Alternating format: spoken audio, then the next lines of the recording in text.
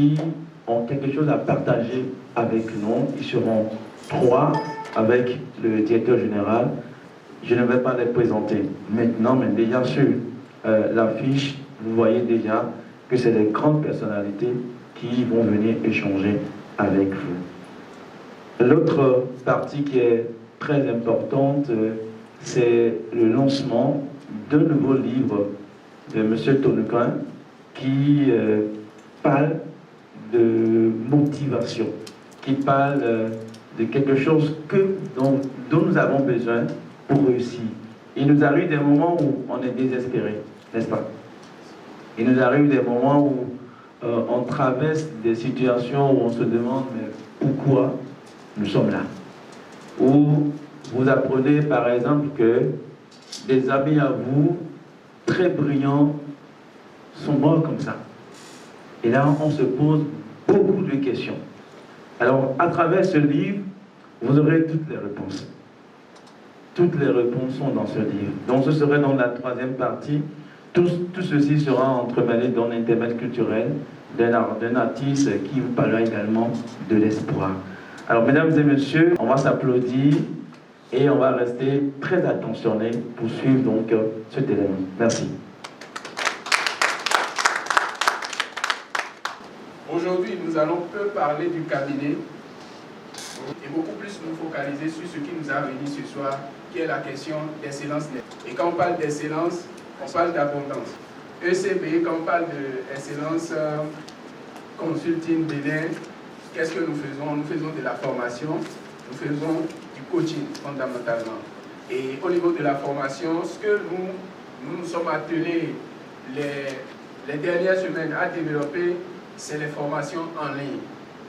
Quand vous allez sur ma chaîne YouTube, vous allez voir des vidéos qui ne sont pas la qualité généralement voulue, mais vous allez constater que le contenu est vraiment touchant.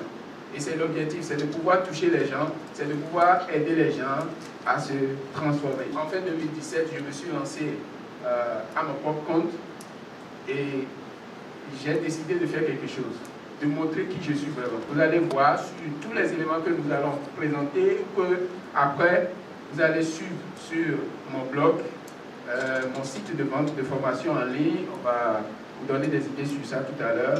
Tout est déjà lancé. Vous allez voir une certaine amélioration, une certaine croissance avec le temps. Et je fais le parcours parce qu'il y a un principe qui dit en leadership que le leader, c'est celui qui connaît le chemin. Le leader, c'est celui qui a fait le chemin. Le leader, c'est celui qui peut aider à faire le chemin. Le leadership ne fonctionne pas comme les agences de voyage où on prépare tout pour vous, mais quand on vient au niveau de l'avion, là, on dit, monsieur, il faut aller. Si ça, il y a crash là-bas, ça fait un problème. Le leadership ne fonctionne pas ainsi. Donc on doit pouvoir garder la main à l'autre, le conduire, quelle que soit la différence d'âge, le conduire à pouvoir être excellent parce que soi-même, on a fait le parcours. Donc les formations en ligne, les conférences comme celle que nous sommes en train d'organiser, que nous avons dénommée Excellence Meeting.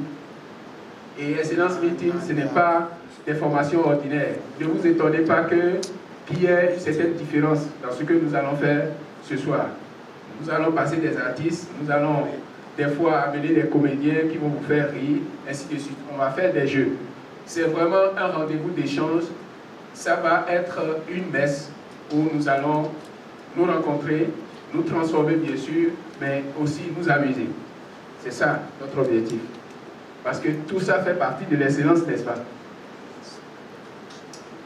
Nous faisons aussi du coaching, je l'ai dit, les coachings de groupe, les coachings personnalisés.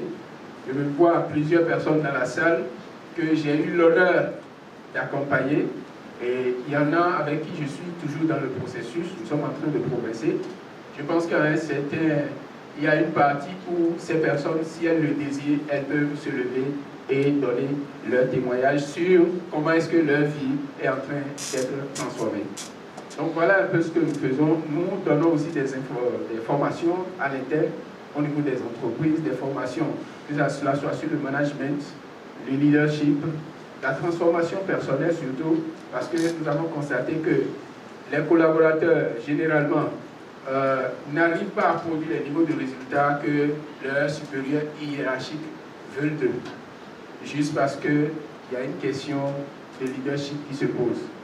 Généralement, ces chefs ne s'intéressent pas à la vie de leurs collaborateurs et il y a donc un travail à faire la connexion par exemple entre les objectifs personnels du collaborateur avec ses objectifs professionnels.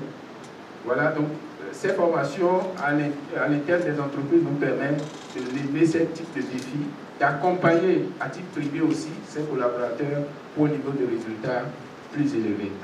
Voilà, donc en grande partie, à plus de 50%, vous allez nous voir sur le net, sur YouTube, sur nos blogs, et vous habituer à suivre des formations en ligne. Et nous, c'est comme si on veut couper le lait maternel à un bébé. Nous ne pouvons pas vous couper ce à quoi vous êtes habitué brusquement, n'est-ce pas?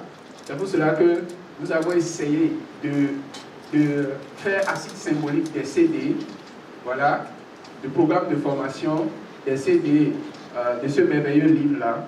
Sinon, tout le monde devrait aller en ligne et aller acheter par carte bancaire ou par transfert mobile money system. Mais nous allons y aller doucement pour pouvoir vous amener là-bas. Parce que tous ceux qui sont dans la salle ont un smartphone, n'est-ce pas? Tout le monde a un Android ici ou bien. Donc tout le monde peut aller sur Internet et se connecter et suivre les formations. Donc, il y en a qui sont gratuits, il y en a qui sont payants. Donc voilà un peu de façon générale ce que vous pouvez connaître sur ECB. Pour l'instant, nous sommes en train de travailler durement pour pouvoir répondre plus à vos aspirations. Donc si vous avez des manifestations, si vous avez des organisations non gouvernementales, ou si vous voulez que nous intervenions dans votre entreprise, nous sommes prêts à vous accompagner pour l'excellence. Donc notre slogan, c'est accompagner pour l'excellence. C'est aussi simple que ça. Il y a une animation comme celle-ci, et à partir de cette occasion, nous avons noué des rapports, des contacts de rendez-vous, les études de cas que nous avons fait ensemble, bien en année à ce niveau. Et on a eu l'information qu'il faut pour le cas, l'intérêt d'apprendre tout le temps en moi. Et me voilà encore présent pour apprendre de nouveau et dans l'esprit de transmettre cette excellence-là aux enfants aussi. Je suis docteur en géotechnique. J'ai commencé par plus travailler sur le mental. Et c'est sur le mental que j'ai constaté en suivant ces documentaires sur YouTube que je dis, bon, il faudrait que je puisse aller vers SIDAS parce que j'ai suivi des formations ailleurs. Et je dis, c'est à côté de moi. Mais j'avoue, les premiers contacts m'ont édifié. Et j'ai eu la chance d'être coachée par GITAS. Il m'a accompagnée dans l'atteinte de mes objectifs professionnels essentiellement, notamment dans la gestion de mes collaborateurs au boulot. Il m'a également aidé sur le plan de la gestion de mes émotions et également dans le cadre de la gestion de mon temps de travail. Donc il m'a donné beaucoup d'astuces, beaucoup de clés qui m'ont permis d'atteindre effectivement les objectifs que je m'étais fixés. Et il m'a également accompagné de façon informelle. Ce n'était pas dans le cahier des charges au début, mais il a accepté de le faire quand même. Il m'a accompagné également dans la gestion de mes relations avec mon conjoint. Donc je lui dois énormément, et pour ceux qui hésitent encore, je vous recommande vivement les séances de coaching personnalisées avec GITAS, qui va vous aider et vous aider à atteindre vos objectifs. J'avoue que des fois, d'avoir trop de formateurs, de coachs, c'est pas professionnel de dire que c'est compliqué. Mais des fois c'est dur parce que j'ai fait des séances de coaching où j'ai vu des personnes très âgées, plus que moi, pleurer, couler des larmes devant moi. Et c'était des moments un peu difficiles pour moi parce qu'il me fallait taper dur sur eux afin qu'ils passent à un autre niveau de leur vie. Et c'est ce que j'ai fait. Après, la plupart étaient tout contents d'avoir produit, d'avoir fait le pas. Alors, merci encore une fois pour l'honneur qui m'est fait d'animer ce panel qui est composé de personnalités des gens influents, des gens quand même qui ont eu un certain niveau de résultats dans leur vie et dans leur carrière. Quand lors d'un entretien, lors d'une séance d'échange avec Paula, on a commencé à parler de la question d'excellence, beaucoup d'éléments me sont venus à la tête. Alors, un soir, pendant que je méditais, le mot m'est venu à l'esprit, l'excellence au pluriel. Et dit, qu'est-ce que ça signifie? Donc moi-même, je ne sais pas. C'est eux qui vont nous éclairer. Quand on parle d'excellence au pluriel, est-ce qu'il y a une excellence au singulier? Comment cela se fait? Donc ce soir, je vais laisser l'honneur à Mme Kola pour planter le décor. Et je vais bien lui poser la question, quand on parle d'excellence, pour vous c'est quoi? Le terme excellence évoque un mot-clé. Quand on parle d'excellence, il y a un mot-clé qu'il faut voir. Et ce mot-clé, selon moi, c'est la qualité.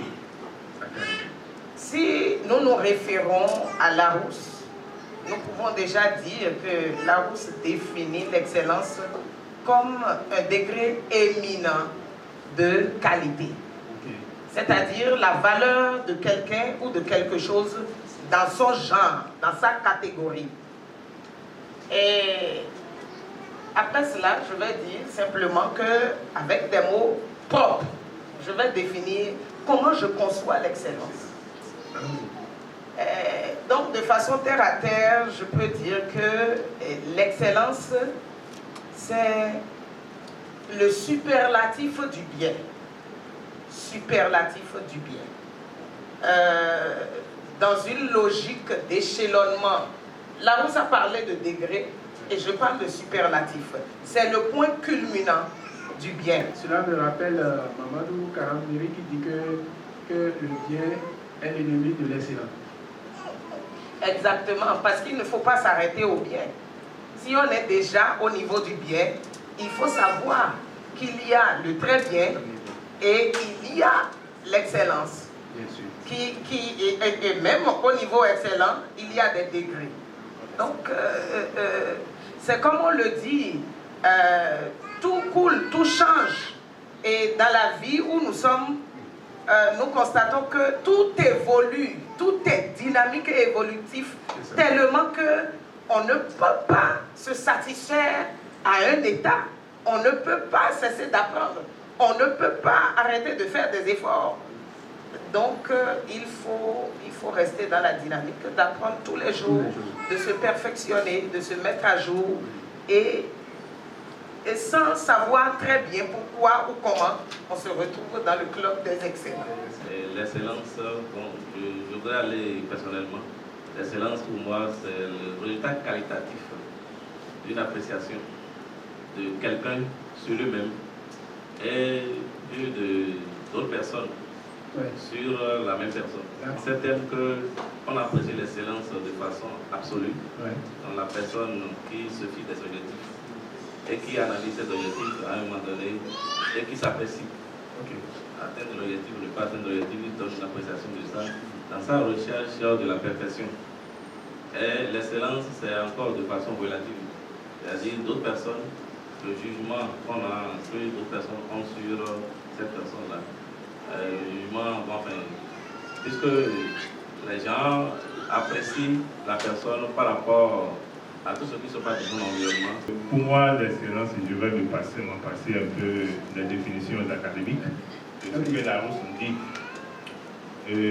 Pour ma petite expérience, quand j'étais sur le banc, souvent quand je fais un devoir ou une interrogation, je n'ai pas de rature, j'ai traité toutes les questions. Soit on me donne 19, soit on me donne 20. Et le professeur écrit élève excellent. Excellent. Et je dis élève excellent, donc c'est un challenge. Il faut toujours obtenir ce titre-là, élève excellent, sur toutes les feuilles. Donc, je suis excellent lorsque je fais tout ce que je dois faire. Je suis excellent pour moi lorsque, envers moi-même, je suis à l'aise. Lorsque rien ne me trouble dans ma conscience, je suis excellent. Lorsque par rapport à mon environnement, rien ne me trouble, je suis excellent.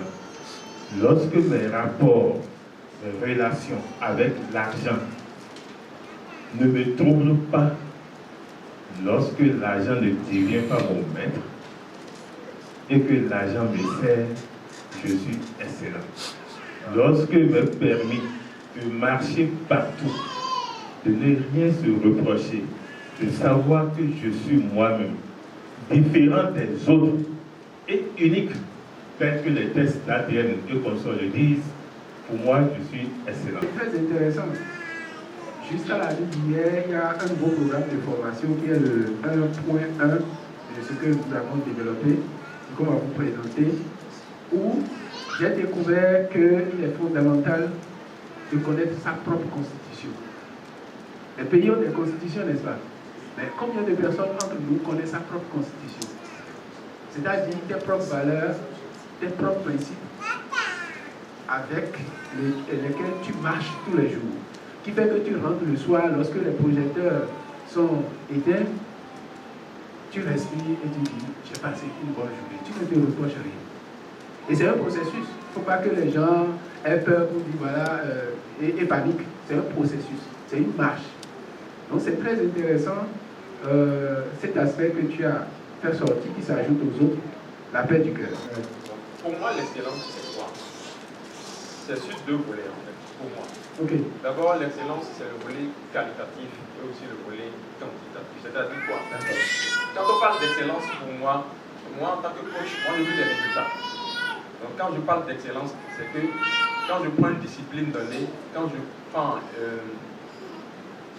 un domaine donné, qu'est-ce que je fais et qui me différencie des gens ou structures qui font la même chose que moi. Donc je veux des chiffres concrets. J'aime toujours donner l'exemple d'un artiste ivoirien, je tais le nom, qui dit, généralement quand on suit sa musique, vous allez voir que la nouvelle musique qu'il sort souvent est complètement différente de son ancienne musique. C'est-à-dire quoi? Quand lui sort un nouvel album, ses concurrents, ses challengers sont là, vouloir en train de le copier, mais lui en fait, son standard n'est plus le standard africain. Donc, lui ne pense plus influencer les gens qui sont en Afrique. Il ne fait plus de musique pour avoir plus de mélomanes en Afrique, mais il vise déjà quelque chose à l'international. Donc pour moi, excellence d'abord, c'est le standard qu'on se fixe soi-même d'abord. Quel est le standard que je veux me fixer? Vous pouvez être excellent au Bénin, mais si on vous compare peut-être au niveau sous-régional d'abord, vous pouvez même ne pas faire partie des moyens. Donc pour moi, l'excellence, c'est d'abord viser le standard international, mais attention, il faut toujours faire passer par des étapes. Donc, en continuant, on parle de l'incrémentation. Donc, ce n'est pas que du jour au lendemain, je vais dire, bon, il faut que je sois le numéro 1 sur le plan mondial. Mais dans ma vision, c'est qu'à long terme, dans tout ce que je fais, je dois vouloir forcément être numéro 1 sur le plan international. Maintenant, mettre des processus en place pour que chaque jour que je fais, j'accomplisse quand même une part de cela et que jour après jour, mois après mois, je puisse quand même atteindre ce niveau d'excellence. Pour moi, c'est d'abord ça. Pas seulement je veux faire quelque chose pour mon pays, pour mon continent, mais viser le niveau international. Merci beaucoup, Horace. Un autre élément très important, le standard, mais surtout l'élément fondamental, c'est les résultats. Et quand on parle de résultats, on fait intervenir le standard. Quel est le niveau de résultat que je vais atteindre? Et ce n'est pas rapport à ça que je travaille. Quel est le niveau que je vise? Est-ce que je vise l'excellence? Si je vise l'excellence, je dois chaque fois amener la barre haute afin d'avancer. Sinon, et c'est comme Alpha Blondy le dit, il dit, bon, les petits DJ ivoiriens, qu'est-ce qui se passe? Quand ils sortent un album et puis tout le monde acclame, c'est eux que tu vois dans les boîtes de nuit en train d'acclamer, en train de danser au son de leur propre musique. Maintenant, quand ils finissent de parloter, puis l'argent finit là. Et tu vois, il se problème, elle a dit ça. Non, c'est pas lui. Et on lui a posé la question, mais on a constaté qu'Alpha Blondy, chaque fois que c'est un exemple parmi tant d'autres, il sort un album, on ne le voit jamais là, mais il prend ses effets et il monte tranquillement dans sa chambre de terre. On lui a demandé, mais pourquoi tu fais ça? Il dit quand lui finit de faire sortir un album là, son souci, c'est quel album sortir encore pour que ça détruit complètement ce qu'il vient de faire sortir. Et donc quand il rentre dans sa chambre d'hôtel, il fait appel à l'inspiration. Puisque déjà, comme Horace l'a dit, il a élevé son standard. Et comme il a élevé son standard, et que la source d'abondance est disponible, il rentre dans cette source-là et il a l'inspiration. C'est la même chose. Que ça soit sur le plan professionnel ou personnel, c'est la même chose. Merci beaucoup, Horace. Tu vas garder le micro et nous allons continuer. Quand on parle d'excellence, généralement, quand nous parlons d'excellence, on voit au premier plan l'aspect professionnel. On voit si la personne, est-ce que c'est un rocade, est-ce qu'il a obtenu de la promotion? Si c'est un entrepreneur, est-ce qu'il a une voiture? Est-ce qu'il a changé de voiture? Est-ce qu'il est dans maison à louer ou bien il va le dire directement comme ça? Ou bien il a construit? Et on va écouter.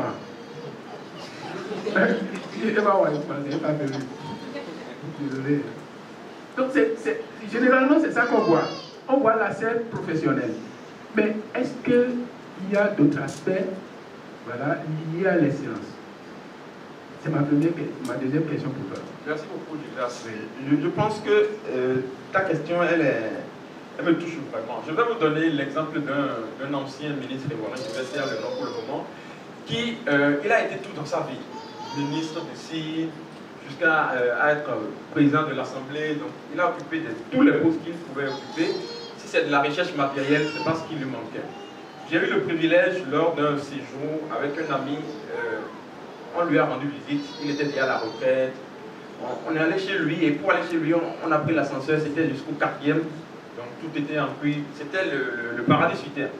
Alors, on était allé dans son salon, et on a commencé à discuter. Mais on le sentait tellement triste. On se regardait, mais qu'est-ce que ce monsieur, qu'est-ce qui peut l'attrister si tant? C'était aussi visible. C'était visible en fait. Il n'arrivait pas à cacher ça. D'abord, il était alité. Quand on parle d'alité, c'est qu'il est malade tellement qu'il ne pouvait même plus se lever. Quoi. Alors moi, je lui ai demandé, Pépé, c'est quoi? C'est parce que toi, tu es dans le domaine que tu vois ça comme ça. Ah, ok, je lui ai dit, mais Pépé, qu'est-ce que vous avez? Hein? Vous aviez tout ce qu'il vous faut. Si c'est de l'honneur, il dit, oui, mon petit-fils, je vais te dire. Si c'est de l'honneur, j'en ai eu dans cette vie. J'étais comme un président, j'avais tout. Mais je lui ai dit, mais qu'est-ce qui vous a manqué? Il dit, je vais vous dire quelque chose. Je lui ai dit, oh. Il nous a dit, quand on venait, qu'est-ce que nous avions croisé? Nous lui avons répondu, ben, on a croisé une jeune dame qui nous a ouvert la porte. Il a dit, très bien. Il a passé toute sa vie à amasser de la fortune. Il a passé toute sa vie à acquérir de la notoriété. Il voulait être reconnu, il voulait être riche. Et que, parallèlement à cela, il a laissé carrément le volet familial. Okay. Il n'a jamais eu le temps de bâtir un foyer assez conséquent. Donc du coup, à un moment donné, les enfants, tel est au Canada, tel est aux États-Unis, tel est au Ghana, donc ils sont tous partis. Ouais. Et toutes les épouses qu'il a eu à avoir, il n'était jamais là pour aucune de ses épouses. Il y avait de l'argent, il y avait le bien matériel, mais aucune d'elles n'est restée. Donc, quand il a commencé à faire beaucoup de pathologies, vu l'âge, il était abandonné totalement. Il faisait des pas possibles de choses dans ses caleçons. Donc du coup, il nous a dit, mais attention, je lui ai posé la question, mais qu'est-ce que lui pense qu'il peut nous donner maintenant comme conseil, nous qui venons, nous qui aspirons également à beaucoup de gloire à l'international. C'est là qu'il me faisait comprendre que c'est très bien de vouloir aller loin sur le plan professionnel, mais en réalité, réussir sa vie, c'est en fait un tout indivisible. Ouais. J'aime bien citer, tu me le permets, un motivateur, Grant Cardone, un immense coach qui dit souvent, en fait, moi je pense que la vie en réalité, nous ne devrions pas bâtir notre vie professionnelle. Nous ne devrions pas bâtir notre vie de couple. Nous ne devrions pas bâtir notre vie conjugale, mais plutôt, on doit bâtir notre propre vie. Et le volet conjugal doit être un aspect. Ouais. Le volet professionnel doit être un aspect. Le volet relationnel doit être un aspect. Donc c'est que nous-mêmes, nous sommes un individu, on construit notre vie et tous ces aspects doivent faire partie de notre vie. Donc quand nous parlons d'excellence, ce n'est pas être le numéro 1, je ne sais pas, le manager ou bien le CEO, l'entrepreneur qui a connu plus de succès. Ce n'est pas que ça. Mais il faut que j'ai une vie de couple équilibrée, Parce que comme je le dis souvent, j'ai un ami qui est souvent occupé, mais un jour je l'ai vu, il dit, Béoras, accompagne-moi, je vais aller payer un bouquet de fleurs pour mon épouse. Je dis, mais attends, toi là, tu vas payer un bouquet de fleurs pour ton épouse, pourquoi? Il dit, attends, depuis 2 jours, elle ne fait que renflouer la mine. Je dis, en quoi est-ce que si ton épouse renflouer la mine, tes affaires, il dit, tu n'as pas compris. Quand elle me renvoie la mine là, quand je me réveille le matin comme ça là, je n'ai pas de l'enthousiasme pour aller travailler. Il n'a pas de l'énergie. Donc lui, il doit aller payer le bouquet de fleurs pour que son épouse soit toujours joyeuse. Chaque matin, quand il se réveille et puis voit son épouse lui sourit là, il sait que là, la journée sera forte. Mais c'est un peu comme, j'ai une image de la chose, c'est un peu comme si la femme renvoie la mine, elle devient vampire et puis pour son énergie. C'est un peu ça en fait. Et ce que tu dis est tellement intéressant que c'est un peu comme si tu rentres sous la douche et puis tu laves seulement la tête et tu sors. Donc la vie a un tout indivisible. Tu laves la tête là, tu vas laver les bras, tu vas laver d'autres endroits, n'est-ce pas? Si tu ne fais pas ça, bon, quand tu vas sortir, les gens vont te dire quand même.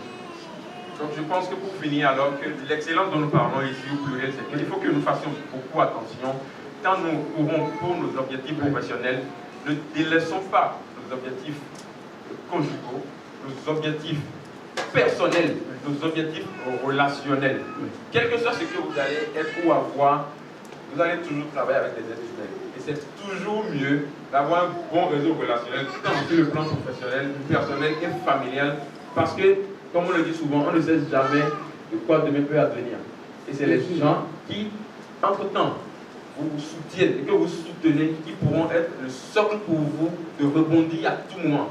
Mais si nous nous battons pour avoir réellement ce qu'il nous faut sur le plan pour que les autres volets, je vois tellement de gens, tellement de cadres qui sont miséreux. Vous allez voir des cadres qui font des jours dehors, ils n'arrivent pas. Parce qu'il a laissé beaucoup sur le plan sentimental et à un moment donné, tout est lâché. Et vous les voyez, ils sont visiblement heureux, mais au fond d'eux, c'est vide. Il n'y a rien à l'intérieur. Et comme l'a dit madame tout à l'heure, s'il y a l'excellence et qu'il n'y a pas le bonheur, vous n'êtes pas excellent. Vous n'êtes même pas Merci, Horace. Tu parles d'excellence conjugale. Qu'est-ce que tu veux dire exactement? Je crois que Horace a déjà dit presque tout. Le constat, on est parti de ce constat. Gildas et moi, c'est ça qui nous a, je le connais depuis 2015.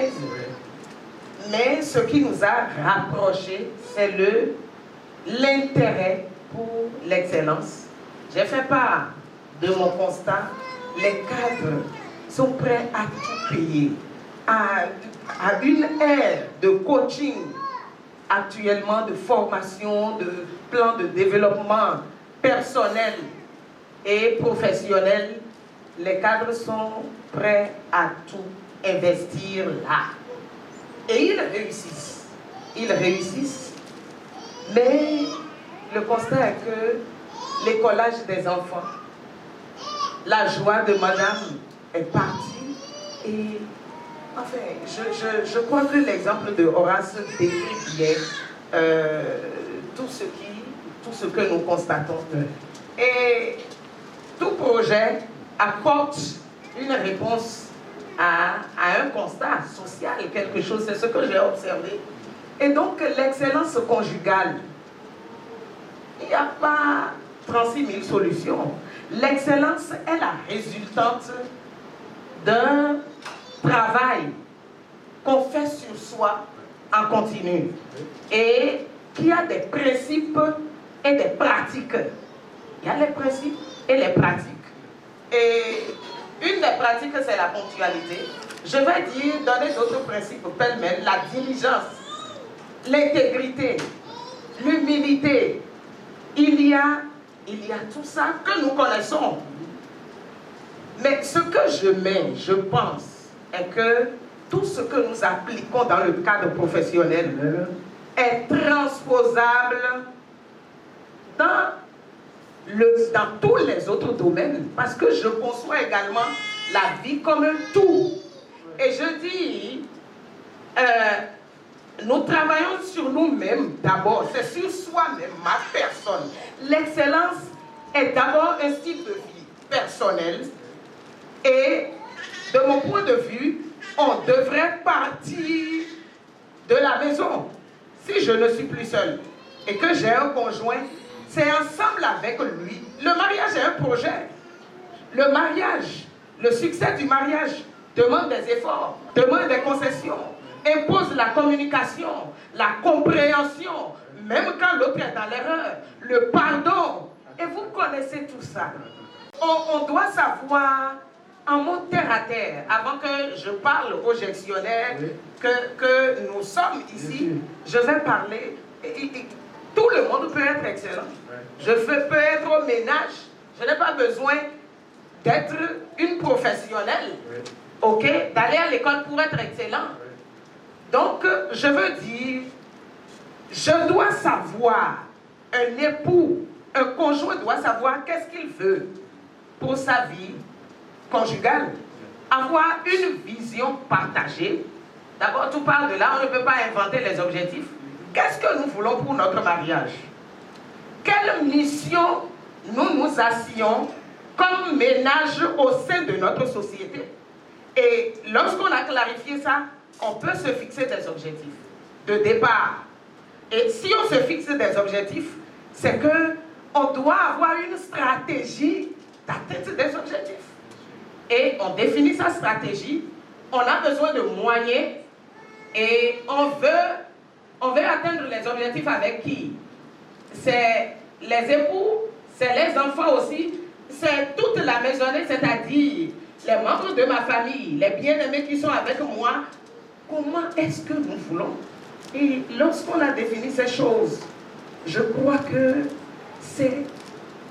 tout va de soi.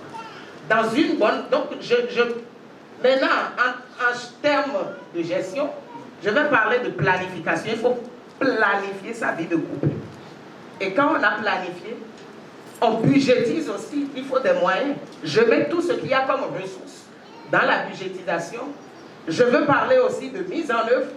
Et quand on met en œuvre, il faut suivre et évaluer. Est-ce que nous sommes en train d'évoluer nos objectifs de départ? Est-ce que nous sommes en train de nous comporter, oui, conformément à ce qu'au départ que nous avons pris? Et ça, il y a la communication. On marque des pauses, on passe des moments de qualité, on se retire pour aller discuter et on redresse. On se relance, on se réapprécie. Et s'il y a des objectifs atteints, on prend d'autres, etc.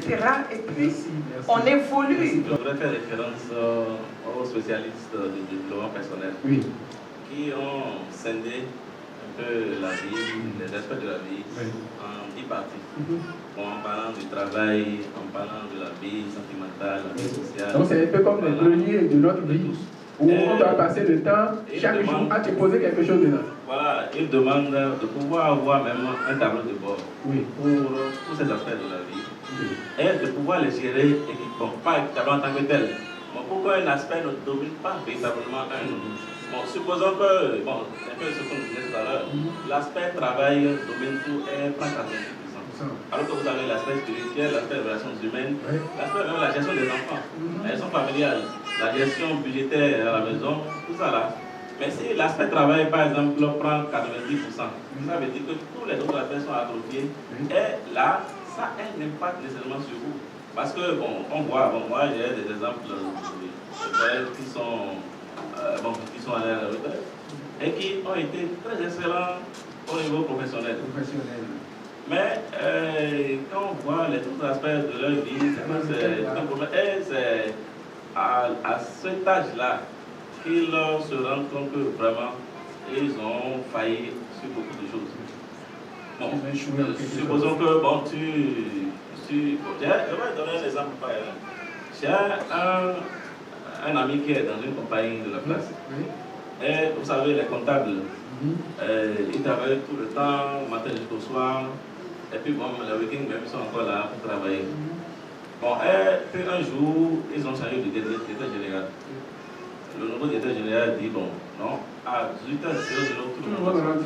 Tu veux ou tu ne veux pas? Et cet ami est venu me voir, il dit, mais il est furieux, il dit, mais non, mais comment le directeur général va dire ça, il faut qu'il travaille pour qu'ils atteignent leur objectif. Il a dit, non, mais si vous travaillez méthodiquement et que vous faites une bonne planification sur la journée, vous allez avancer sérieusement et les soirs, quand vous sortez de là, vous allez vous développer d'autres aspects de la vie. Vous allez rentrer peut-être dans des associations où ça ne sera plus boulot, dodo, boulot, dodo. Parfois c'est boulot, dodo, église, boulot, dodo, église. Bon, et puis ça s'arrête là, et les autres aspects sont atrophiés, et là, eux-mêmes, boulot, dodo, église, boulot, dodo, église, en fait, comme ça. C'est ces aspects nécessairement qui dominent notre vie.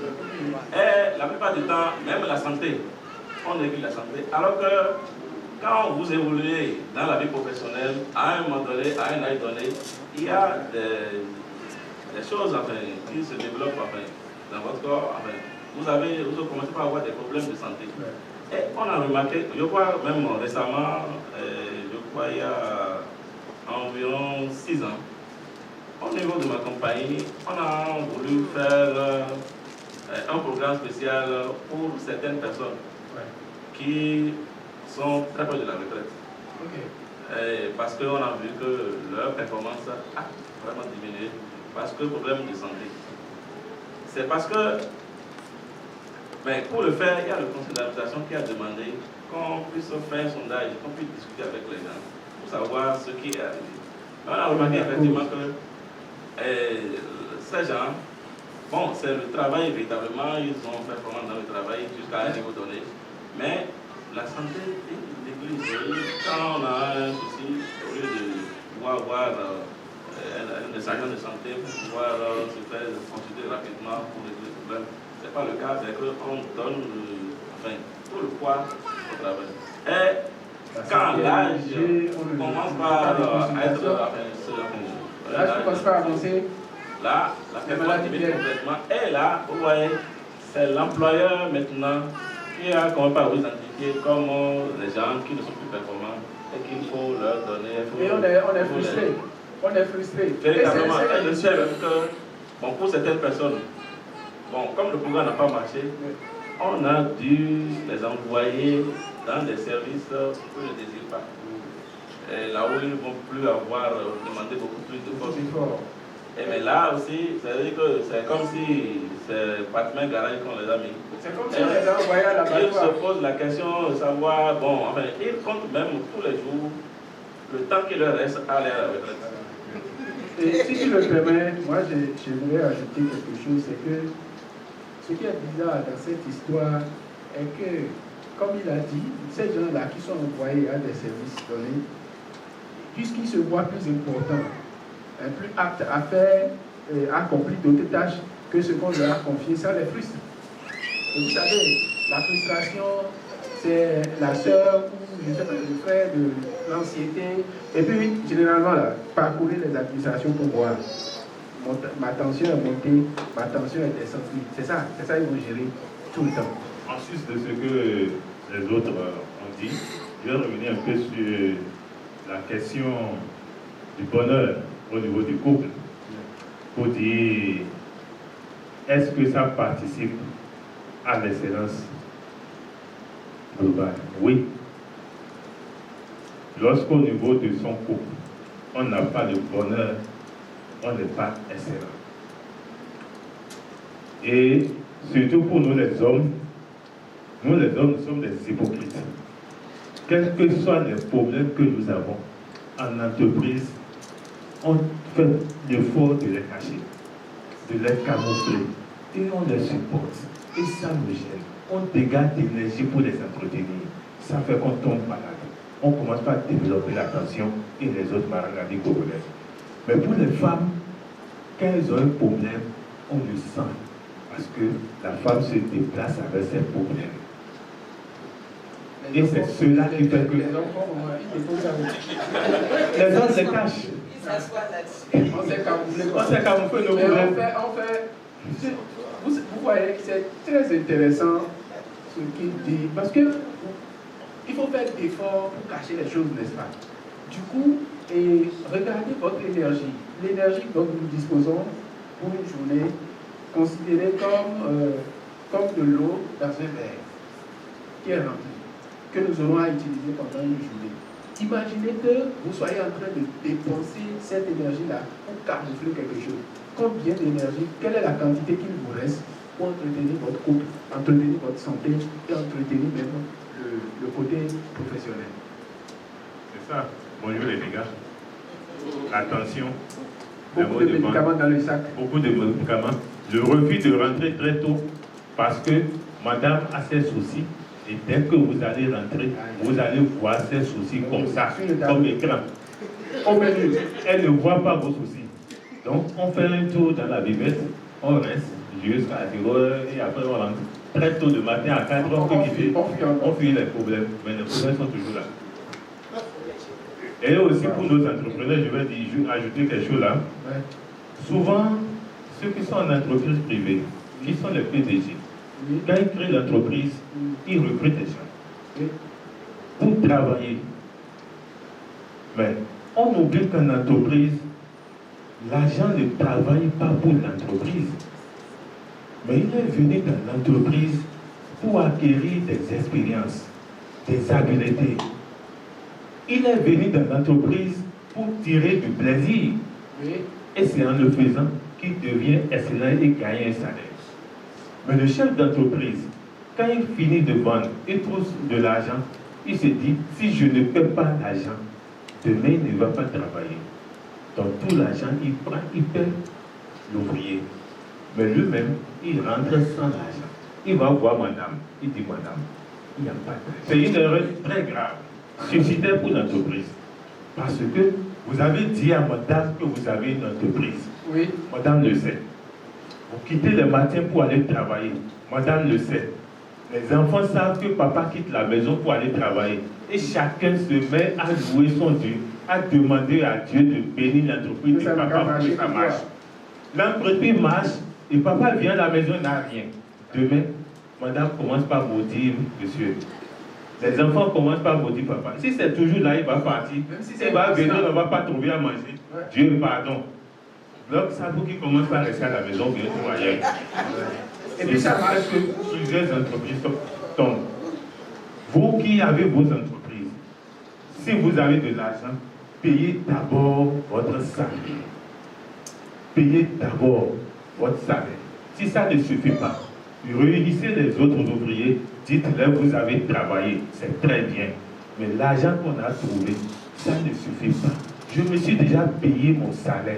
Ça reste pour vous. Si nous faisons des efforts, nous allons trouver plus et je vais vous payer. Si quelqu'un n'est pas d'accord, il prend son tête éclat et disparaît. Mais si vous, chef d'entreprise, vous ne vous payez pas, vous allez disparaître et vous voyez l'argent ira trouver travail ailleurs. C'est clair. Parce qu'on ne peut pas aimer l'autre tant qu'on ne s'aime pas. Aujourd'hui, on a plus de 97% des couples qui sont mariés, tout mariage confondu, musulmans, qui sont divorcés déjà, d'accord? Et on rencontre plus de jeunes célibataires avec enfants que de célibataires. Vrai, quoi. Donc il y a un problème. Célibataires, c'est ceux qui n'ont... Ils ne sont même pas encore allés là. Donc, mais il y a plus de célibataires avec enfants que de célibataires. Alors, ce qui me touche beaucoup plus, c'est que je pense qu'il faut que beaucoup de gens fassent la formation sur les croyances limitantes que JICAS a proposées. C'est-à-dire quoi? Vous rencontrez des gens aujourd'hui qui vont vous dire qu'il n'y a plus de couple parfait. Ouais. Et ils affirment ça. Donc dans leur conception, c'est qu'on ne peut plus être heureux en ménage. Vous suivez bien? Ils vous disent qu'il n'y a plus d'hommes qui soient aptes, qu'il n'y a plus d'hommes qui aient envie de rentrer en couple. Il y a des jeunes sœurs, des jeunes dames qui vont même jusqu'à dire qu'il vaut mieux être seul que d'être mal accompagné.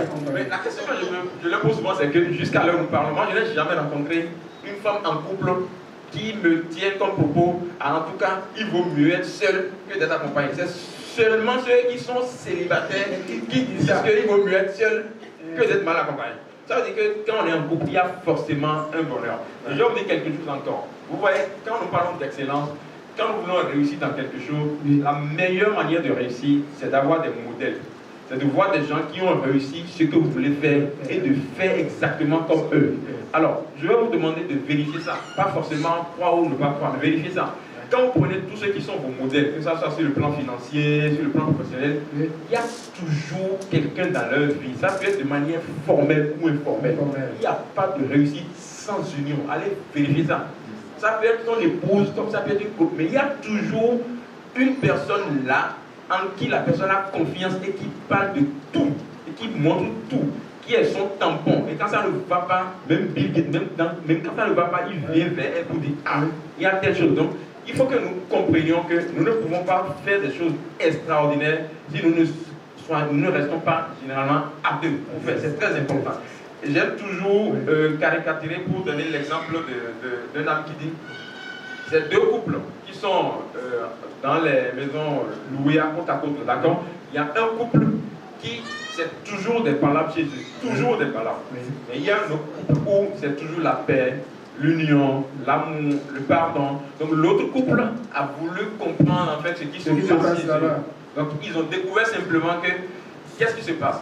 Quand par exemple, madame est en train de préparer, faire la cuisine, et que monsieur est au salon en train de suivre un feuilleton ou bien un match de football, et que monsieur demande à madame peut-être de lui servir un verre de telle chose. Et en venant par hasard, monsieur avait laissé traîner par terre peut-être une chaussette ou bien une chaussure, et que madame cogne et que le verre tombe. Qu'est-ce qui se passe simplement? C'est que le couple qui se chahute tout le temps, ils ont remarqué que la dame commence à se plaindre pour dire, ah, mon chéri, excuse-moi, c'est ma faute. Je ne savais pas que tu avais laissé des chaussures par là. Le mari dit, non, mon âme sœur, ce n'est pas ta faute, c'est ma faute, c'est moi qui ai fait l'erreur de déposer. Donc le plus gros problème que nous avons, c'est que nous voulons avoir raison. Or, comme l'a dit, et très bien dit Madame Paula, c'est qu'on n'est pas en couple pour avoir raison ou pas raison. Nous avions un objectif, on veut vivre ensemble, construire une vie meilleure. Donc, ayons à l'idée que le résultat, c'est ça, couple ou un résultat. Ou un résultat. Quel que soit celui qui a raison. Donc, si tu as raison, ce n'est pas ça qui est important. Merci beaucoup, Horace, pour cette aspect. Je veux que vous dites rapidement, tout le panel, un mot sur cette question-là. Est-ce qu'il y a un rapport entre l'abondance et l'excellence? Ça peut sembler évident, mais je veux quand même vous poser la question. Une vie d'abondance et une vie d'excellence, y a-t-il un rapport? Oui, tu commences, bien sûr. Est-ce qu'il y a un rapport entre une vie d'excellence et une vie d'abondance? Moi, je dirais forcément qu'il y a une corrélation. Si je vis réellement dans l'excellence, c'est que je suis dans l'abondance. Tu es au diapason de l'abondance. Je suis au diapason. Et ce, dans tous les secteurs de ma vie, pas seulement sur le plan financier. Ah, c'est important. Ça ne veut pas dire que le plan financier n'est pas important. D'accord? Mais pas que ça. Sur le plan relation. On te dit que l'argent est la racine de tous les autres. Non, l'argent n'a jamais été la racine. Je ne vais pas oublier le débat. C'est l'amour de l'argent qui est le problème. L'argent, c'est un outil simplement. C'est un outil pour accomplir le projet, pour réaliser notre légende personnelle. Merci, je pense que si nous sommes dans l'excellence, nous vivons au diapason.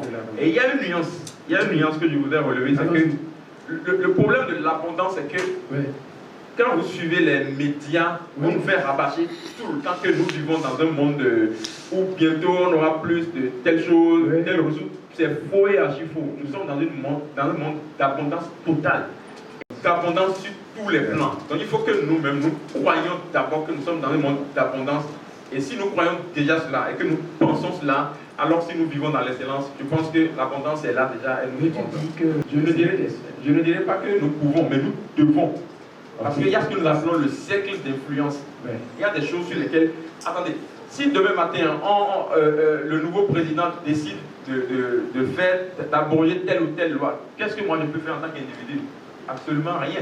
Tu vas marcher, tu vas faire marcher. Non, non. Je ne veux pas ce temps-là. Mais la seule chose que je peux faire, c'est que je peux me battre avec les hommes pour faire aboutir mes projets, quelle que soit l'austérité, quelles que soient les conditions qui s'y prêtent.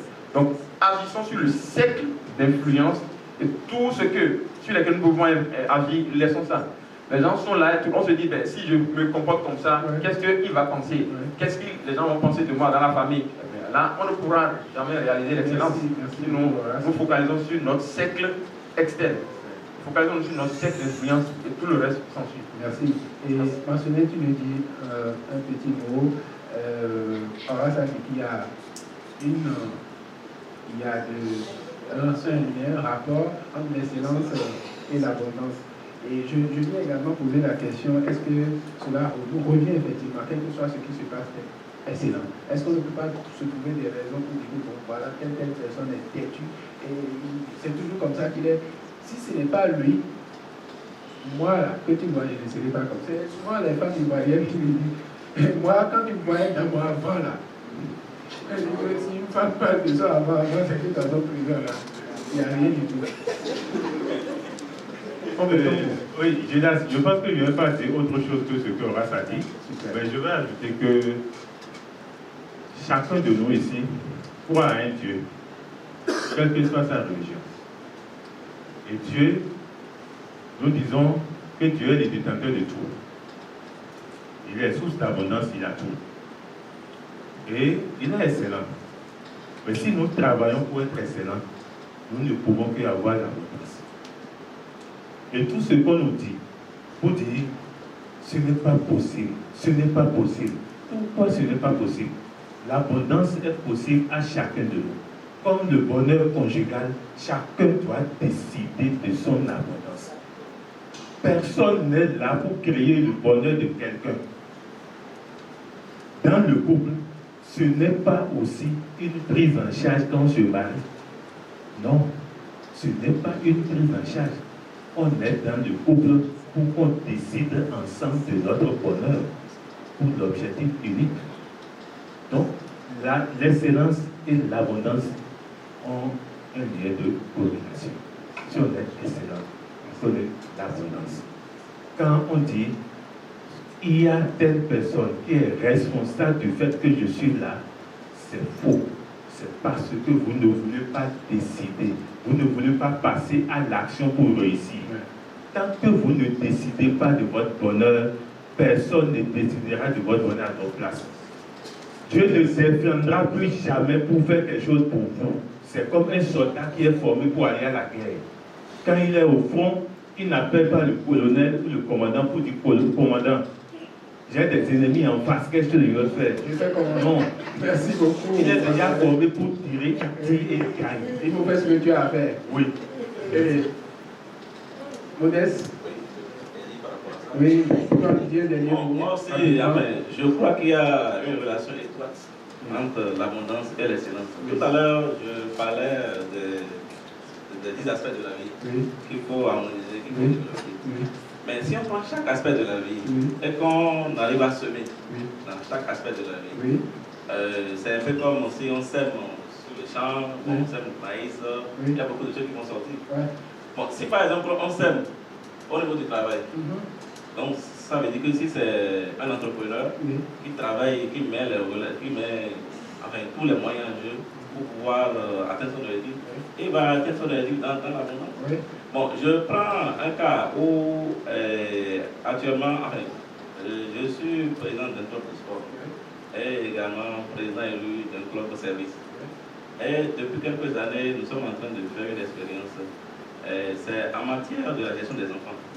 Parce que la plupart du temps, on dit, bon, on met les moyens, les enfants ils vont aller à l'école, mais généralement, on ne fait pas un contrat d'objectif avec les enfants, comme on fait au niveau des entreprises.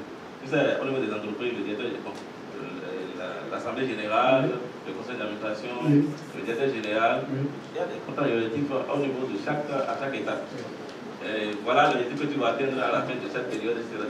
Mais la plupart du temps, on ne fait pas cet exercice-là avec les enfants à la rentrée. Bon, on dit, bon, et à la fin de l'année, on leur dit, bon, tu n'as pas bien travaillé, vous n'avez pas bien travaillé. Alors qu'on ne s'était pas dit combien ils vont pouvoir atteindre. On n'était pas entendu sur quelque chose. Et également, quand on s'entend sur quelque chose, on s'entend également sur la rémunération ou bien la sanction qui va de l'accompagner. Donc, depuis quelque temps, on a commencé par faire les essais, puis bon, je crois le dimanche passé, au niveau de mon club, on avait tellement discuté de ça. C'est de pouvoir fixer des objectifs aux enfants quand ils vont commencer. Bon, en tenant compte de leur performance passée, bon, vous étiez 30e par exemple, bon, pour l'année qui vient, il faut passer peut-être à 20e ou à...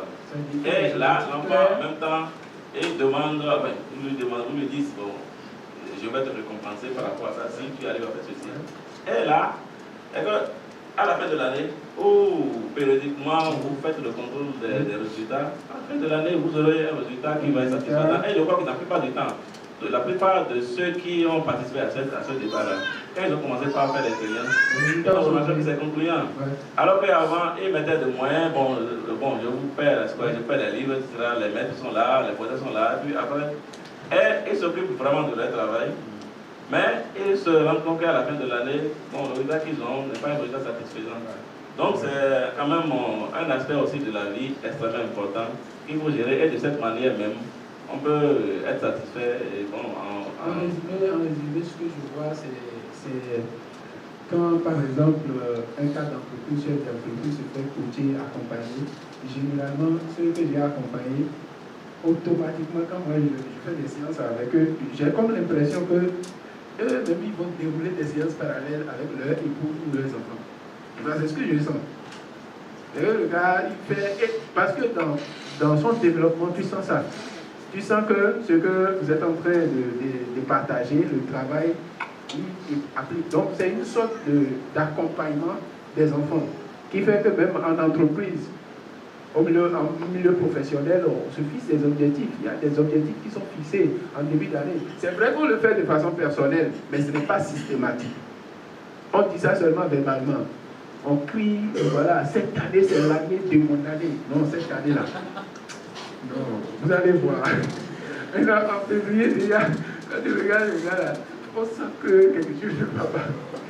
En juin, il dit, bon, l'année prochaine, on va voir. Donc, ne laissez pas cela vous arriver.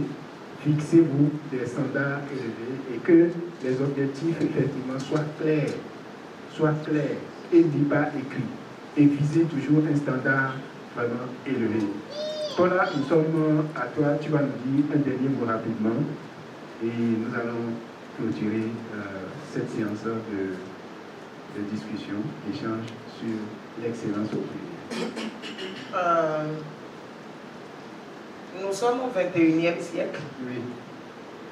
Et dans mes réflexions personnelles, je pense que l'excellence conduit à l'abondance tant désirée par le succès désiré par les jeunes et tout le monde. Ce n'est pas que les jeunes d'abord, mais tout le monde désire le succès. Dans tout, quand vous entreprenez, vous avez envie de réussir.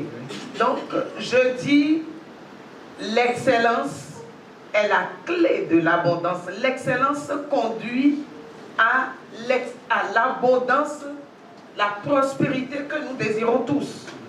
Et au 21e siècle, c'est la clé aussi. L'excellence est la clé pour sortir de la pauvreté. Donc, je nous exhorte tous à faire le choix de l'excellence. Et si nous sommes déjà excellents, nous ne pouvons pas nous satisfaire de ça, puisque nous avons parlé de tout est évolutif et dynamique. Le travail sur soi, pour être excellent, c'est un continu. Et ça devient un style de vie et transposable dans tous les domaines. Parce que l'excellence aussi, c'est l'équilibre. L'équilibre que l'on a émotionnellement et dans les domaines de sa vie. Monsieur Coco l'avait dit avant moi. C'est vrai, rester là et s'apprécier excellent, ce n'est pas tout. Quel est le regard? C'est trop facile. Oui, c'est trop facile. Si nous sommes excellents, pour nous-mêmes, les autres doivent approuver. Ça doit être l'approbation. Horace a dit des standards élevés, même à l'échelle mondiale, même les ennemis, même ceux qui ne sont pas d'accord avec nous, doivent être d'accord que il est excellent, elle est excellente, c'est ça.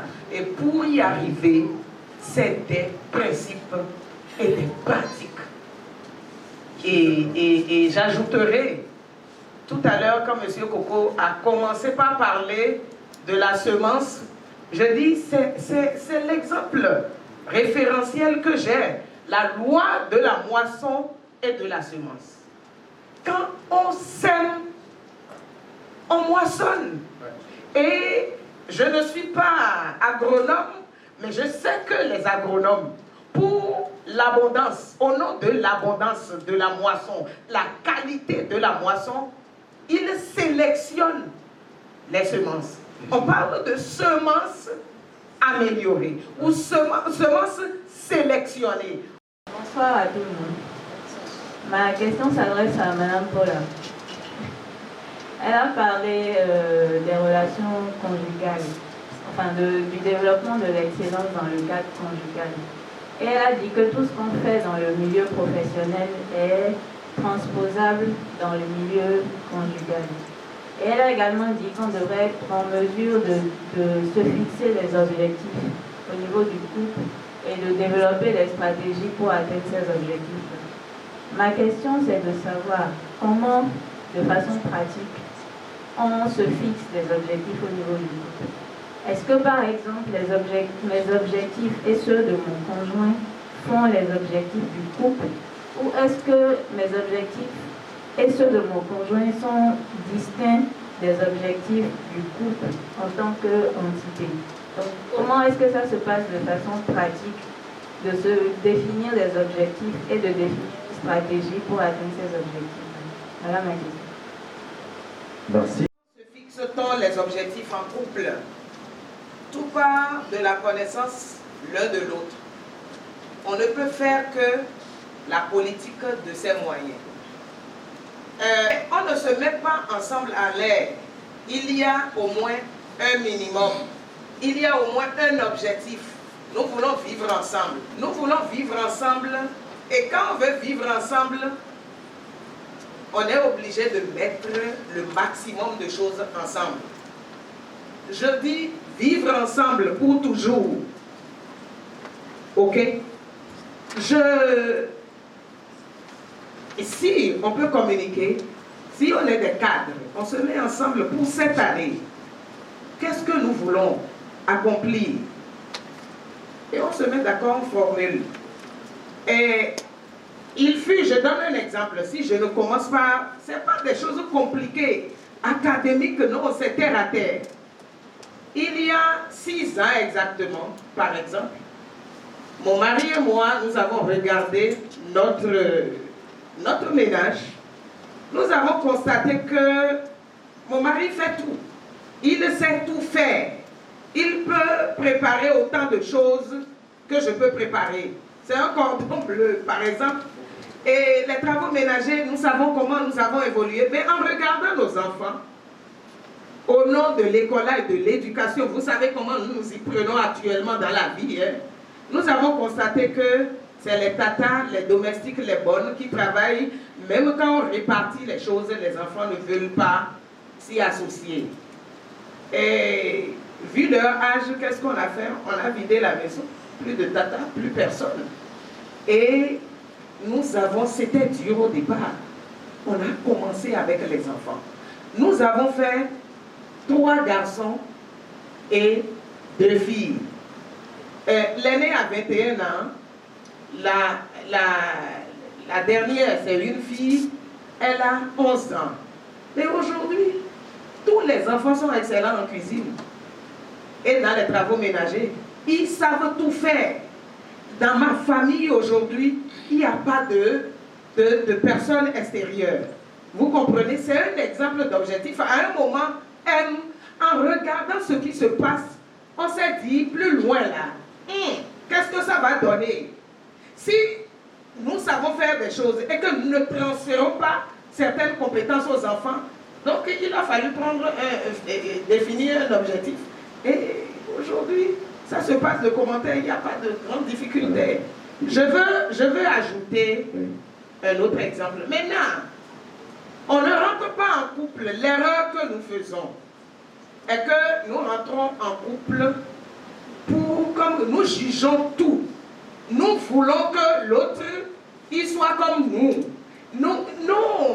Et on ne rentre pas en couple pour changer l'autre. Est-ce que tu t'es déjà changé? La meilleure façon aussi, si on n'a pas la grâce de s'asseoir et de faire les objectifs communs, qu'est-ce qu'on peut faire? Je désire au fond de mon être excellent. Vivre une vie épanouie. En fait, l'excellence dont nous parlons, c'est l'état de satisfaction et morale, émotionnelle, l'état de satisfaction dans chaque domaine de la vie. Ce n'est que ça. Ben, si l'autre ne répond pas et ne m'accompagne pas forcément, je me positionne au lieu de le critiquer, j'agis. Parce que l'engagement, en fait, l'engagement aussi c'est l'action. Si je m'engage à être excellent, je pose des actes et je parle moins, je parle peu ou je ne parle pas du tout. C'est ça aussi un objectif. Et en voyant ce qui se passe dans ta vie, ton conjoint va te rejoindre, ta femme va te rejoindre et ton homme va te rejoindre. C'est belle, le moment viendra. J'espère où on va aller en profondeur, partager les outils, faire des études de classe. Suivez ça. Merci beaucoup, madame. Vous savez, en toute chose, il y a des principes métaphysiques. Il y a les principes métaphysiques de l'entreprise et de travailler pour gagner l'argent. Vous ne pouvez pas aimer quelqu'un sans vous aimer d'abord. Si vous travaillez en entreprise et vous jetez tous vos gains à vos employés, vous allez rentrer à la maison bredouille. Madame et les enfants vont vous maudire. Et l'entreprise va fermer. Si vous tombez malade ou vous mourrez, votre entreprise sera fermée et les ouvriers iront ailleurs. Comprenez alors que vous devez payer votre salaire d'abord. Après cela, vous payez maintenant les ouvriers. Et vous devez comprendre que les ouvriers viennent et partent. Quand on veut créer une entreprise, la finalité c'est de faire du profit. L'entrepreneur qui crée, il fait du profit. Et dans la recherche du profit, au niveau de l'entreprise, il y a les ressources humaines, il y a les autres ressources de l'entreprise. Et c'est les deux qui cohabitent pour pouvoir permettre à l'entrepreneur de réaliser du profit à la fin. Donc, normalement, le profit, c'est réservé à l'entrepreneur qui a créé son entreprise. Mais dans le circuit, ceux qui travaillent pour lui, normalement, sont privilégiés pour travailler pour lui, pour qu'il puisse atteindre le profit. Maintenant, s'il a peu de ressources, et le peu de ressources là, si c'est à lui seulement qu'il a, il n'a pas vision à long terme, il ne veut pas aller très loin. Ça veut dire que, bon, à un moment donné, là, il veut s'arrêter. Ça veut dire que ce n'est pas évidemment du profit qu'il s'agit pour lui, mais c'est de pouvoir, ce que je pense, c'est prendre des ressources, ce qui reste là, et pouvoir permettre son entreprise.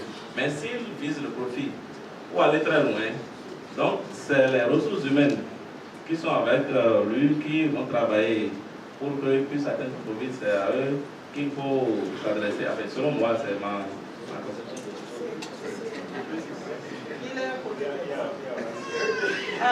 Moi, je voudrais dire création d'entreprise. On peut être entrepreneur de façon accidentelle ou on peut apprendre avant de créer son entreprise.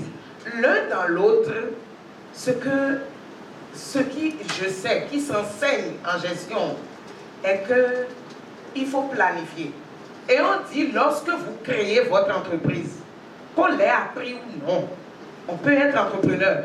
Mais lorsque vous avez créé votre entreprise, il y a ce qu'on appelle la phase de lancement, la phase de croissance, la phase de maturité. C'est ça ce qu'il faut au moins chercher à savoir. Dans la phase de lancement, on recommande d'investir juste ce qu'il faut et de ne pas recruter des employés. Il faut justement dans la logique, un entrepreneur à son début doit aimer travailler et doit être multitâche. Lui-même doit travailler et faire beaucoup de choses. Et c'est sur la base, comme M. Coco l'a dit, des richesses qui sont générées, du profit généré, que l'on peut commencer à voir est-ce que l'état d'évolution de mon entreprise me permet de recruter du personnel et combien et on évolue progressivement. C'est ça, ce que dans la discipline, et tout est coordonné. Une entreprise a des départements. Donc, c'est ce que je crois. Si on évolue dans les règles de l'art, il ne devrait pas y avoir des accidents. Parce que c'est sur la base, selon la marge bénéficiaire, que l'on décide de recruter, de se fixer son salaire, le salaire des autres. Vous allez placer un mot, vous allez répondre à la dernière question. Dernière question. Okay. Merci beaucoup, merci beaucoup. Je pense que l'un dans l'autre, vous avez tous raison. Et je vais parler sous le couvert de Gildas pour dire quelque chose. En fait, quand nous parlons de création d'entreprise, quand vous allez une fois créer l'entreprise, vous allez mieux comprendre ce dont nous parlons. Des accidents comme ça, là, même avec Jeff Bezos, le plus riche au monde actuellement, il y en a. Ça, là, en entrepreneuriat, je parle sur le couvert de Gildas. Il n'y a jamais une prévision où tout est carré, jamais. Même avec Bill Gates, il y aura toujours des accidents. Maintenant, ce qu'il faut comprendre, c'est quoi? Au départ, comme l'a aussi bien dit madame, c'est que vous êtes là à tout faire. À tout faire. Et quand nous parlons d'investissement, c'est que quand vous démarrez votre entreprise, je pense qu'avec Gildas, on aura d'autres occasions pour aller plus en détail avec des outils précis. C'est qu'au départ, généralement, ce que nous observons sous nos tropiques ici, c'est que on crée son entreprise, on se donne le nom déjà comme l'a dit Gildas, PDG, et on recrute un assistant comptable, un assistant administratif. Or, vous n'avez même pas de clients, vous n'avez même pas de bénéfices, vous n'avez pas de bénéfices, vous n'avez pas de rentrée d'argent. Et on crée une entreprise avec des départements déjà à l'entreprise. Ça n'existe nulle part au monde. Ce n'est qu'en Afrique qu'on voit ça. Donc au départ, comme l'a dit Mme Paula, c'est que vous créez votre entreprise, vous êtes l'homme à tout faire. Vous êtes le comptable, le gestionnaire, le financier, l'industriel, tout. Quand vous faites comme ça et que vous évoluez maintenant et que vous commencez à faire des ressources et qu'il y a de la transparence, les règles sont claires au départ. Si nous faisons si nous avons des clients, que nous avons de la ressource, tel montant sera alloué à la production, tel montant sera alloué. Donc quand c'est clair comme ça, même quand vous recrutez plus tard, il n'y a même pas de problème. Quand il n'y a pas l'engrais, il n'y a pas l'argent. Maintenant, revenons sur le point dont l'entrepreneur a parlé de se payer soi-même. Ça, là, il y a quelque chose que nous appelons en scène des enfers, c'est des actions quoi. On ne réussit rien, ou on ne réussit jamais à créer une fortune extraordinaire si on ne comprend pas ces 4 éléments. Premièrement, ça là, que vous pouvez l'accepter ou pas. Mais si vous l'acceptez ou pas, si vous ne l'appliquez pas, vous n'allez jamais créer une richesse immense. C'est-à-dire quoi? C'est très important de se payer. Ça là, c'est capital. Je ne parle même pas d'entreprise. Même quand on prend salaire simple là, comme ça là, même avant de payer même facture d'électricité là, vous payez d'abord. C'est capital, c'est une loi métaphysique de la richesse. Ça c'est un. Deuxièmement, pour répondre en même temps à la question de monsieur qui a demandé est-ce qu'il faut viser l'excellence et être malheureux? C'est pourquoi nous on enseigne souvent il faut se faire plaisir de temps en temps. Nous ne parlons pas d'excellence, genre je veux être excellent et je ne profite pas. Non, ce n'est pas ça. Ce n'est pas à 70 ans que je vais commencer à profiter de mes milliards. Non, du tout pas. C'est au jour le jour. Je réserve un montant que je gaspille pour me faire plaisir. Je vais manger avec mon épouse dans un hôtel de luxe. Je prends l'avion juste pour aller me promener, pour faire une semaine à Abidjan, je reviens. C'est de ça on parle. Donc ce n'est pas que vous allez créer de la richesse, vous dites, après je vais... Non, ce n'est pas ça. Donc au jour le jour, il y a un montant, il y a une partie qui est réservée pour se faire plaisir. Troisièmement, ce que nous gagnons, au lieu de tout avaler, c'est ce que nous faisons généralement en Afrique. Nous, on ne connaît que consommation, consommation, consommation. Vous voyez les gens, quand ils prennent leur salaire ou bien ils prennent leur prime, vous allez voir, les supermarchés sont pleins. Ça me fait tellement rire. Donc, tout le monde va rapidement, on magasine, on paye, et puis finalement, à partir du 6-7 du mois, tout est venu déjà. Généralement, pour des gens qui sont instruits, ou bien quand vous étudiez les modèles des gens qui réussissent en finance, c'est qu'il y a une partie qu'on utilise pour combler ses besoins, mais il y a une partie qu'on utilise pour investir. Pour que, comme nous le disons, l'enfant mettre au monde des bébés. Personne ne devient riche. Je vous dis, personne ne devient riche en gagnant un salaire. Personne ne devient riche en épargnant de l'argent. Ça ne suffit pas. Mais on épargne et on investit dans des véhicules. Je pense qu'avec Gildas, on aura d'autres ateliers pour en parler avec des outils précis. Et on pourra. Pour revenir à la question de madame, un mot s'il vous plaît, pour ne pas me reposer la parole. Quand nous parlons de bonheur, je pense que si on avait un peu le temps, on allait faire un coaching avec Gildas pour madame, c'est que il y a quelque chose que nous disons souvent en fond. Et si dans mon mien, ça détruit les couples aujourd'hui. Et si dans mon, et si bleu mon mien, Et non, dans mon union, c'est que le mari ne peut pas lui faire ça. On ne peut pas. Non, s'il vous plaît. Soyons humbles. Si nous voulons être heureux et bâtir un couple heureux, comme l'a dit Mme Paula, on ne va pas en couple pour changer l'autre ou bien pour imposer son avis à quelqu'un. Il n'y a rien qu'on ne puisse vous dire, vous n'allez pas pardonner. Le premier acte, le premier plan d'action, c'est qu'il faut faire table rase sur tout ce qui s'est passé. Quel que soit ce qui s'est passé, pardonnez-vous. Oubliez ce qui s'est passé et entendez-vous pour partir de bonnes bases. Mais quand vous allez toujours garder en tête, et si on ne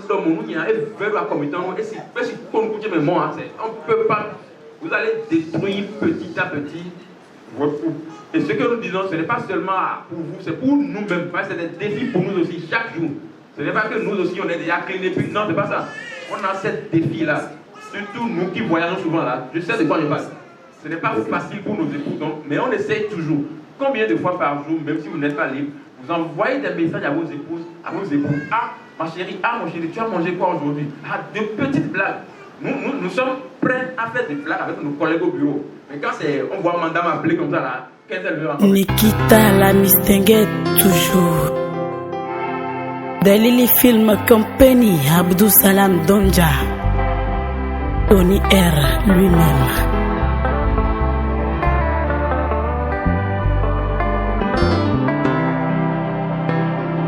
Et si mon étoile n'a pas encore brillé, pourquoi le forcer à briller? Et si mon étoile n'a pas encore brillé, pourquoi le forcer à briller? Chaque chose a son temps. Pourquoi le forcer à briller?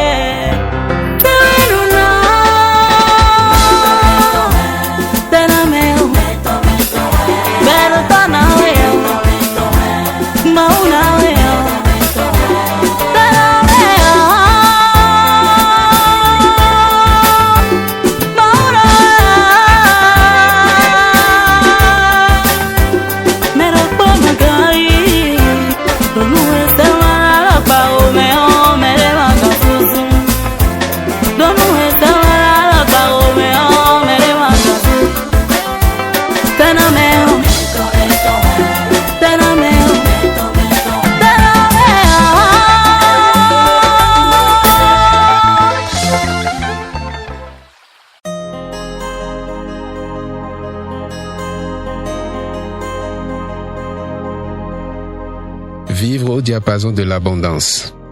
95 déclarations puissantes pour vivre la paix, le bonheur, la santé, l'harmonie et la prospérité. Par Gildas Semenvo Tonouquin.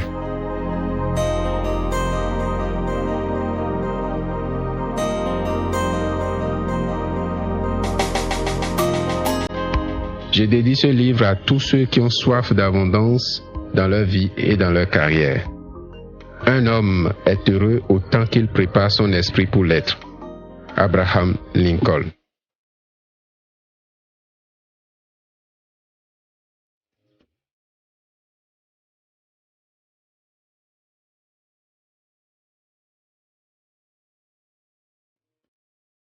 Comment utiliser ce livre?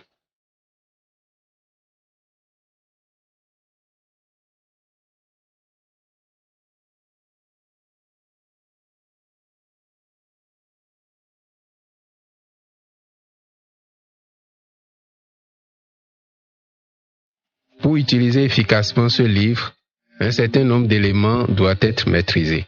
Les déclarations, affirmations, proclamations ou les prières ne sont pas des séances de répétition de 20 mots. Ce n'est pas des moments où l'on cherche à démontrer son éloquence ou que l'on cherche à convaincre Dieu ou quelqu'un d'autre. Lorsque vous déclarez, vos pensées prépondérantes joueront en votre faveur ou pas. Votre foi, votre patience et votre capacité à écouter la voix de l'inspiration pour agir quand il le faut et comme il le faut vous amèneront au sommet de l'excellence.